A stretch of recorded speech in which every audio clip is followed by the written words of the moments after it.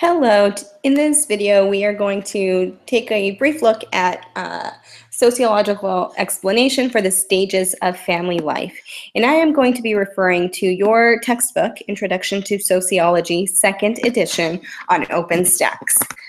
So if you take a look at that textbook on page 312, there are some that I would like to explore with you. So when it comes to stages, this is essentially predetermined phases that have been put into theory. So just keep that in mind as I read these excerpts. All right, so page 312, the concept of family has changed greatly in recent decades. Historically, it was often thought that many families evolved through a series of predictable stages.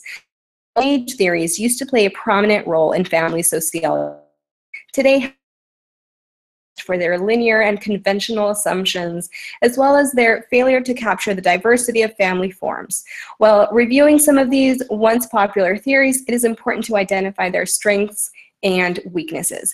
The set of predictable steps and patterns families experience over time is referred to as the family life cycle. One of the first designs of the family life cycle was developed by Paul Glick in 1955.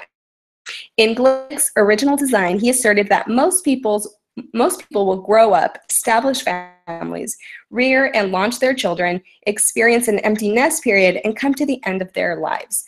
The cycle will then continue with each subsequent generation.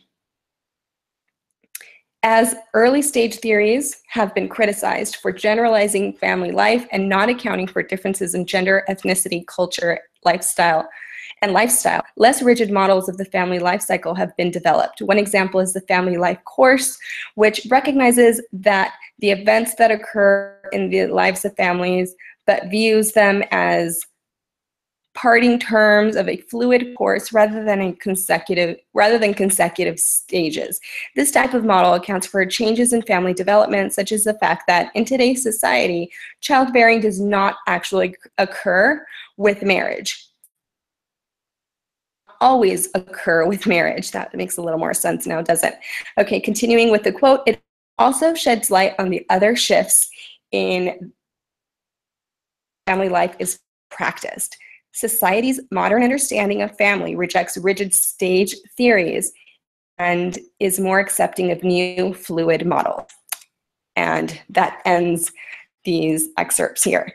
And so essentially what these excerpts are saying is that you had these theories with very rigid stages of family life cycles that don't actually apply to the American family today, because what is the American family, right? It is so diverse and so different, and what does it consist of? It can vary from one household to the next, right? So to come up with these stages, you are sort of narrowing down groups of people to one common experience, when in reality, everyone has their own challenges, their own issues, their own time frame, their own